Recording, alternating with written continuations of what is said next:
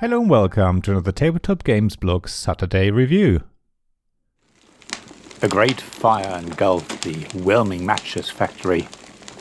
All the water in the world couldn't put it out, so hot it burned. When the flames eventually died down many hours later, one artifact was found among the glowing embers. It was cold to the touch, and nobody knew what it was.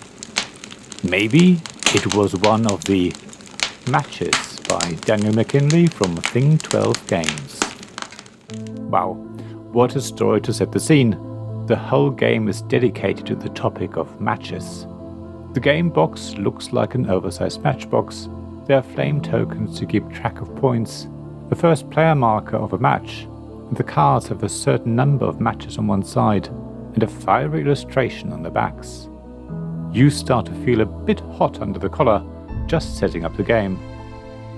I also think that the title, Matches, is a play on words. Yes, of course, it goes with the story and the setting, but it can also refer to the idea that you're playing 4 rounds, and whoever has the most points at the end wins the match. In fact, the game is so quick, you probably want to play it several times, so you end up playing several matches, if you see what I mean. Matches is presented as a trick-taking style game. Even though that's probably what people will first think of when they learn the rules, I would say it's not a trick-taking game at all.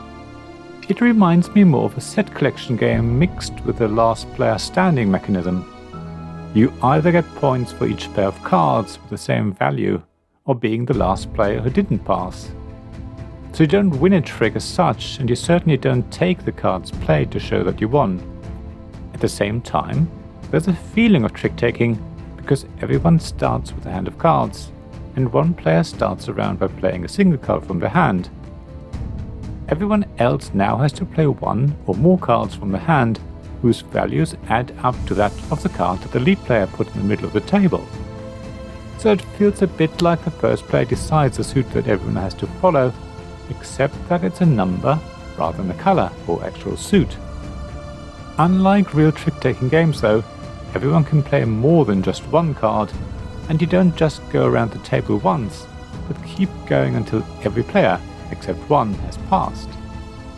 That means Matches is definitely not a trick-taking game, but that's not a bad thing. In fact, it's a good thing, because it's the sort of game that you have to play several times to get better at it. When you first play, you think it's all about playing as many cards as possible to get lots of points. After all, if you play a single card that matches the middle card, a flame token is added to the pot of points in the middle. Whoever wins the round, i.e. whoever is the last player standing, gets that pot of points. Everyone else gets 1 point for every pair of cards with the same value. So if you've played 2 1s, 3 2s and 4 7s, you get 4 points. 1 for the pair of 1s, 1 for 2 of the 3 2s, and 2 points for the 2 pairs of 7s. Often the pot of points in the middle is bigger than the points other players get from their pairs. However, if you play well, you never play a single card, therefore preventing the pool of flame tokens in the middle from increasing. Instead, you focus on playing as many pairs as possible. At the same time, if you think you can do it, you will try to play lots of single cards and grow the fire in the center, and be the last player standing so that you can collect lots of points. If the other players around the table pay attention, they will stop you by simply passing early. If they can time it right, they will still have a pair or 2 in front of them to score, but have stopped you from collecting too many flame tokens for yourself. That's actually tied into the setting. People don't want the fire in the middle of the table to spread, unless you're the fire starter, so to speak. You want the flames to grow higher and higher.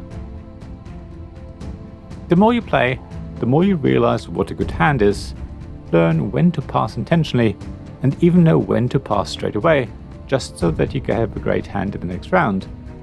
It's really wonderful to watch, and is one of the things that's so nice about this game.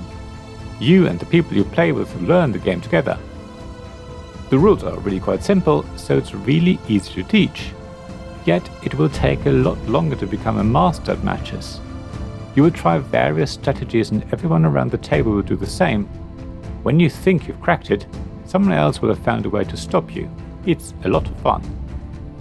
At the same time, there's a good amount of luck involved.